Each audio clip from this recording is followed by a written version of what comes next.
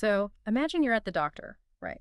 And they're looking at your test results. Okay. And the doctor just looks at you and says, the only way to cure your sickness is to completely surgically remove your entire skeleton. Oh, wow. Just no bones at all. Literally no bones, just vibes. That is quite the prescription. Right. But I mean, that is genuinely the kind of radical foundational shift we are looking at today, because we are diving into this diagnostic manifesto for humanity that basically suggests to survive our supposedly imminent extinction, we don't need better laws. We actually need to abolish the very concept of law entirely. Yeah, completely scrap it. Exactly. So welcome to the deep dive. For you listening, our mission today is to unpack a highly unique, sweeping framework for human survival. We're going to be looking at an excerpt from a January 2024 manifesto. It's titled, "The Future of Humanity Should Be Like This." Right. And it was written by Deiform Buddha and translated and edited by Kinyu. And I just have to say, it is an incredibly intense piece of writing. Like, this text attempts to diagnose the ultimate root cause of societal collapse throughout all of history. Yeah. And from that diagnosis, it proposes an entirely new paradigm for the future of our species. Okay, let's unpack this, because this source material contains some incredibly provocative claims about, history, economics, and honestly, just the core of human nature. So I want to be super clear right up front.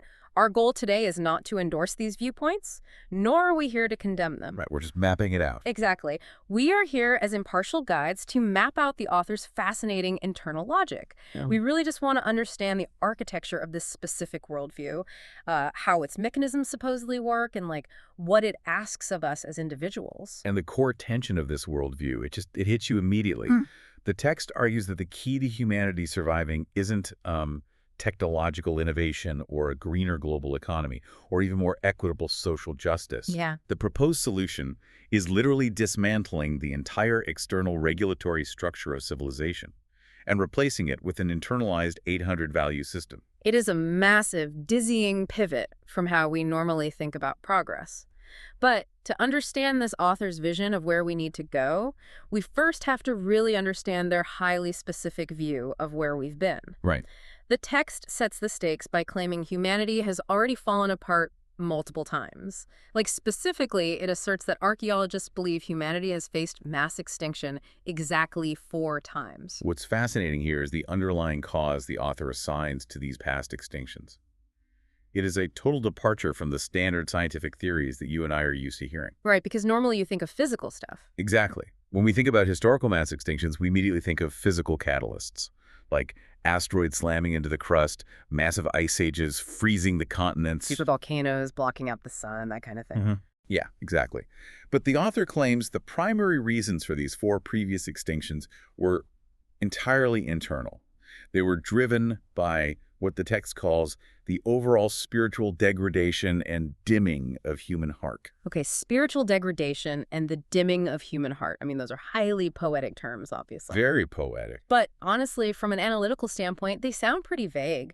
If we are talking about the literal biological wipeout of the species, Right. how does a dimming heart mechanically cause that? Right. To help clarify this for the listener, it sounds almost like the author is viewing human history like a video game where we keep hitting a game over screen. Oh, that's a good way to put it. Yeah, not because we lack the right tools or because the environment physically beats us, but because the players lose their moral compass and just start, breaking the code of the game itself until the server just crashes. That's a great way to visualize the mechanism. And the text actually does get incredibly specific about the mechanics behind those poetic terms. Oh, it does. Yeah.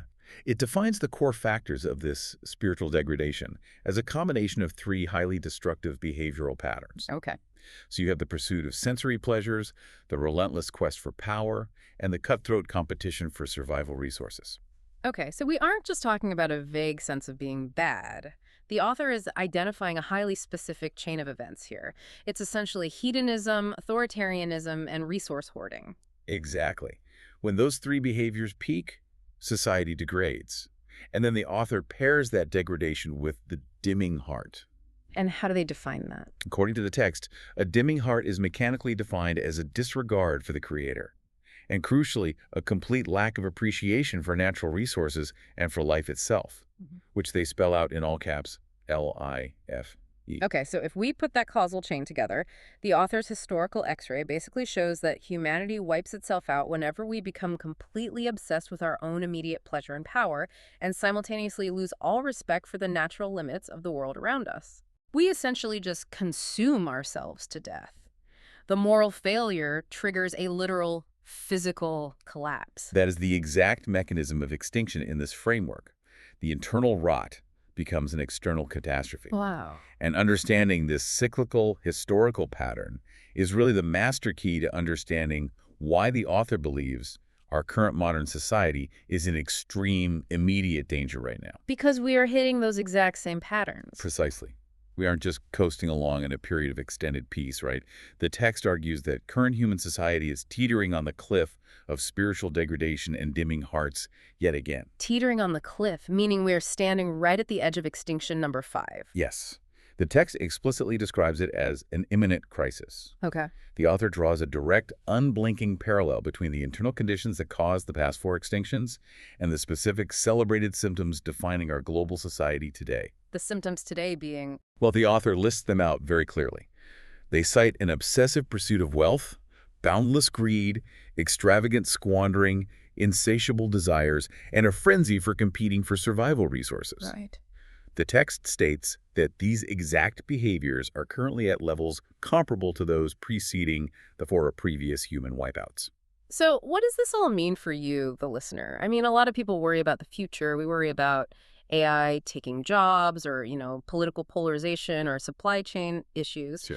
But what's so striking to me here is that the author is taking our baseline modern economic behavior, things like the obsessive pursuit of wealth and aggressively competing for market resources. Things we normally celebrate. Exactly. Things that we normally celebrate as the fundamental drivers of innovation and progress, and framing them as the literal trigger for a biological extinction event. It completely reframes modern ambition. It turns it totally upside down. It really does. In this text, what a modern economist might look at and call, robust market growth or healthy consumer demand, the author looks at and calls boundless greed and extravagant squandering. Right. It's the exact same data. The exact same behavior, yeah. But viewed through a diagnostic lens that says, this is not growth. Yeah. This is a disease that kills the host. Right. We are looking at the exact same X-ray, and the author is saying that glowing white spot isn't a strong muscle, it's a tumor. Yes. And because the author believes our current trajectory is fatal, that our ambition is quite literally driving us off a cliff, they then evaluate the existing alternative paths that humanity could take. So if capitalism burns the house down, what else is there? Right. Let's look at the options. The text looks at the current operating systems on the menu to see if any of them can steer us away from the edge. And, spoiler alert, they find them all fundamentally broken. You really do. The text evaluates 3 primary known paths for organizing human society. You've got socialist collectivization, capitalist market-oriented systems, and military control. Here's where it gets really interesting, because the author assigns some highly specific and honestly quite bizarre trade-offs to capitalism versus socialism. Yeah, it's a very unique take. Let's look at socialism first. The text claims that choosing the path of socialist collectivization means that the toiling masses will live in poverty. But, and this is the paradox, the overall human lifespan will actually extend. It's a massive claim. Guaranteed poverty, but biologically longer life. Right. And then on the flip side, the text looks at opting for the capitalist path. It claims that a market-oriented capitalist path means the toiling masses can lead affluent lives, but the overall human lifespan will actually shorten. Affluence, but shorter life. It's such a counterintuitive premise. I mean, anyone raised in a modern industrial society generally equates wealth and affluence with better healthcare, more advanced medicine, better nutrition, and therefore longer life expectancies. Naturally, yeah. So how does the author's internal logic justify this paradox? Why on earth does wealth mechanically lead to shorter lifespans in this specific framework? Well, to understand that, we have to look closely at the causality the author lays out. The text acknowledges that the capitalist market-oriented path brings affluence and what they call the maximal development of productivity. Okay. They aren't denying that capitalism creates massive wealth and innovation. But the text states that this system will inevitably deplete natural resources at an unsustainable rate. And that severe depletion leads to what the author terms a backlash from nature. A backlash from nature. Yes. So in the author's diagnostic model, the affluence of capitalism fundamentally requires hyper-extraction. You're tearing through the Earth's resources to maintain that extravagant squandering we talked about earlier. Right, you're building the mega mansions, flying the private jets, consuming endlessly. Exactly. And nature eventually snaps back. Yeah. The biosphere just cannot sustain the extraction. And that environmental collapse, that physical backlash, is what ultimately shortens the overall human lifespan. Wow. It doesn't matter how much personal wealth you've accumulated. If the ecosystem collapses, the species' lifespan plummets. Ah, I see. So you can buy a massive yacht, but if the ocean dries up, it really doesn't matter. Precisely. The X-ray shows capitalism dying of resource depletion. It's an environmental limit, not just a moral failing. And then socialism. Why does that extend life but keep us poor? According to the text logic, the socialist collectivization path avoids that specific hyper-extractive backlash. Because it doesn't drive that boundless greed and frantic competition, it doesn't trigger nature's fatal immune response, Okay. which is presumably why the human lifespan extends, you survive. But without that competitive engine, the text argues it inevitably leads to poverty for the masses. So neither is a viable path for the author. Nope. One starves you slowly, and the other gives you a feast but burns down the kitchen while you're eating. And just to close the loop on the third path, the text briefly mentions military control. It dismisses it outright. The author calls military control purely barbaric, stating it will only result in poverty and societal chaos.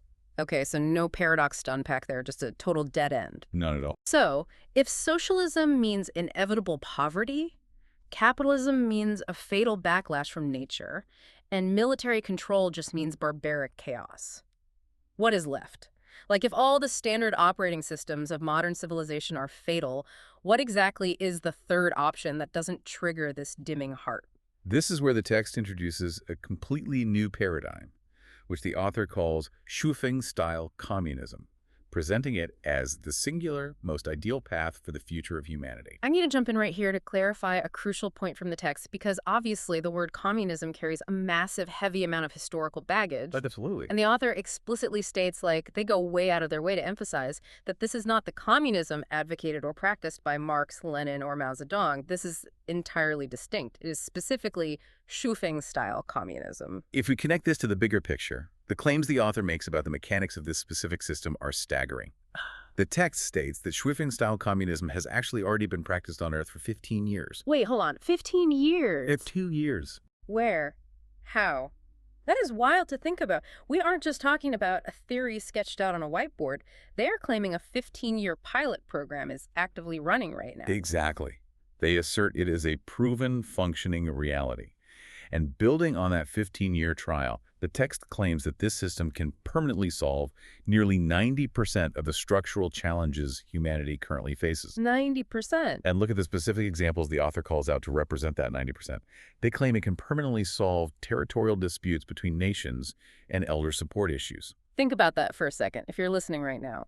Try to imagine the mechanics of a single societal framework, one unified operating system that claims it can simultaneously solve international border wars like macro geopolitical heavily armed conflicts over land, and also solve the deeply personal logistical challenge of how to care for our aging grandparents. It is an incredibly wide net. It highlights the sheer, breathtaking scale of the author's ambition here. But it also really begs the question of how. How does one system fix geopolitics and senior living? If we look at the internal logic, they must be suggesting that territorial disputes disappear because the concept of the nation-state disappears entirely, and elder care is solved because, presumably, the burden shifts from the nuclear family or the state pension system entirely onto the collective community. You've hit the nail on the head regarding the how. To achieve a 90% success rate on problems that vast and that different, you can't just tweak the existing political system. No, definitely not. You can't just pass a new tax bracket or draw a new border. You need a radical operational mechanism. And that is exactly what the text introduces next, dismantling the very concept of law entirely. Yeah, this is the part of the manifesto that really throws out the rulebook. Literally, I mean, hold on, I have to stop you there. Abolishing all laws. All of them. That sounds like an instant recipe for the purge. Does the author really believe getting rid of the referee stops the players from committing fouls? It's the most counterintuitive part of the whole text. The author asserts a direct, negative correlation between laws and societal health. The text argues that the more extensive and detailed the content and clauses in constitutions, laws, and regulations become, the more problems will actually arise in society. It's totally inverted from how we normally operate. Completely. Usually, if there's a loophole, a society writes a new law to close it. If there's a new dangerous technology, we write a regulation to manage it. We assume more complexity in our world requires more complex rules to keep us safe. But the author views that exact complexity as a fatal flaw. It's an institutional bloat that sinks the ship. Let's look at the logic they present. More laws mechanically require more management personnel. Right. You need police to enforce them, lawyers to argue them, judges to interpret them, politicians to draft them, bureaucrats to file the paperwork. So much paperwork. And all of those management personnel simply lead to higher societal operational costs. It drains resources away from actual productive human life and sinks it into administrative overhead. It drags the whole system down. Therefore, the text makes its most radical demand.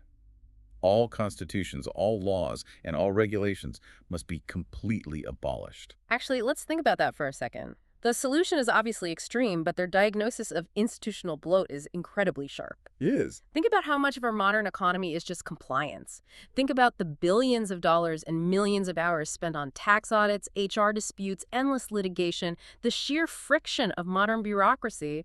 The author is looking at that friction and saying, this is what's killing us. Exactly. They are identifying the cost of bureaucracy as an existential threat. So it's like realizing your computer's operating system is full of bugs and it's running super slow because there are too many background processes. Yeah. And instead of writing a patch to fix the code, you just throw the entire computer out the window and decide to do all the complex math in your head. That's a really good analogy. But the author takes it one step further, because throwing out the computer means you have to rely entirely on your own internal processing power. Right. If you abolish external laws, the police, the courts, the prisons, you have to replace them with internal governance. You don't just do the math in your head. You have to download a new operating system directly into your brain. Wow. The text provides the replacement system. They call it values. To ensure the orderly functioning of society without any laws, the author states they have prepared 800 values for new era humanity. 800 values. 800. That is an astronomical amount of values to internalize. Yeah. I mean, most people struggle to remember the 10 Commandments, let alone 800 specific directives for a new era. It's an immense cognitive load.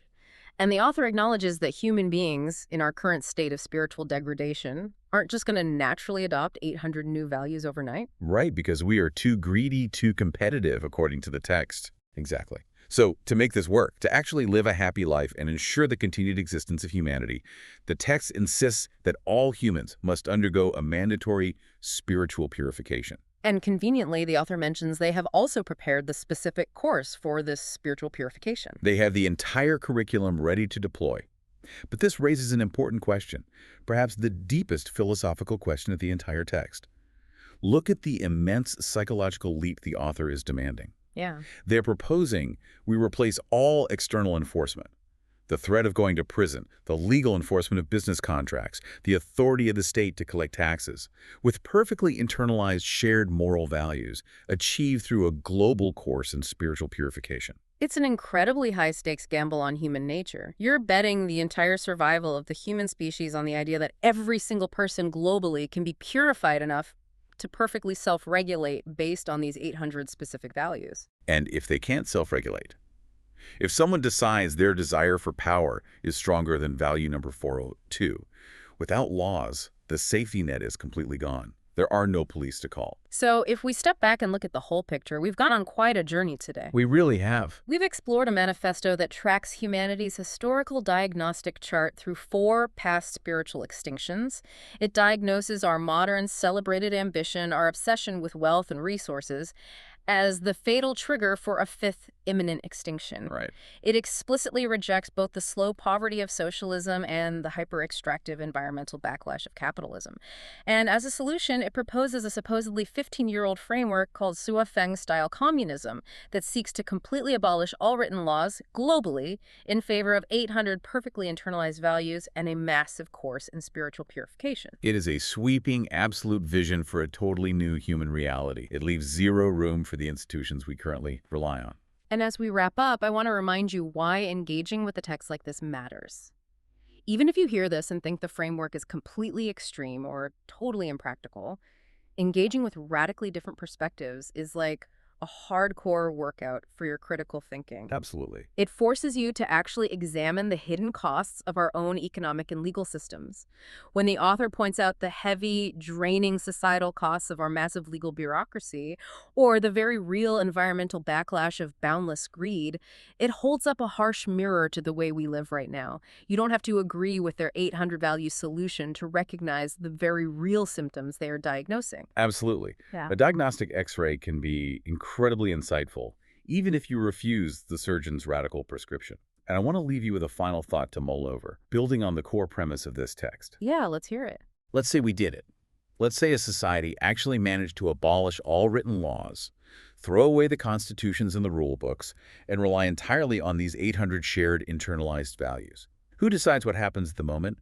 Two perfectly purified people interpret a single value differently. Oh, that's a great point. Without a written law, without a judge who breaks the tie, can human nature ever truly be purified enough to survive without a referee? Or is the presence of the referee, with all their flawed bureaucratic whistles and penalties, the only thing actually keeping us from hitting that final game over screen and facing the fifth extinction?